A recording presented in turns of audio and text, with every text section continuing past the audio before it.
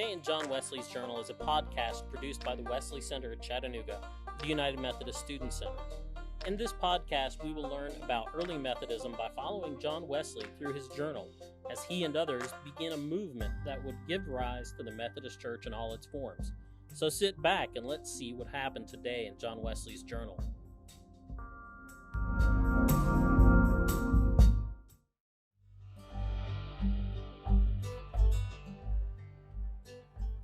Welcome back to Today in John Wesley's Journal for November 1st, All Saints' Day, 1735.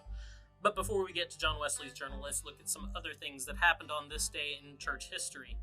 On this day in 451, the Council of Chalcedon ended. It was the fourth great council of the early church, establishing the dual divine and human nature of Christ. In 1512, Michelangelo revealed the completed Sistine Chapel to the public for the first time. In 1815, Edward Mote, who wrote the great hymn, "My Hope is Built on Nothing Less," was baptized. The text of the first verse of that hymn says, "My hope is built on nothing less than Jesus' blood and righteousness. I dare not trust the sweetest frame, but wholly lean on Jesus' name. On Christ, the solid rock, I stand. All other ground is sinking sand." That hymn was written in 1834. On this day in 1961, Mordecai passed away.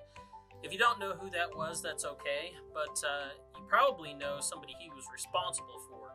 He was the evangelist who led Billy Graham to salvation, and then Graham himself would go on to preach the gospel to millions.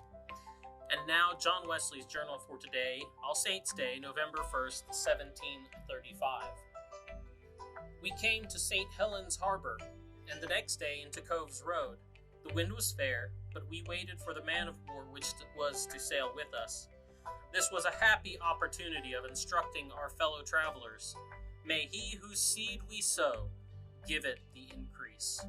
And now we return to our time, but we'll be back on the 16th for another entry in John Wesley's Journal. Have a good day.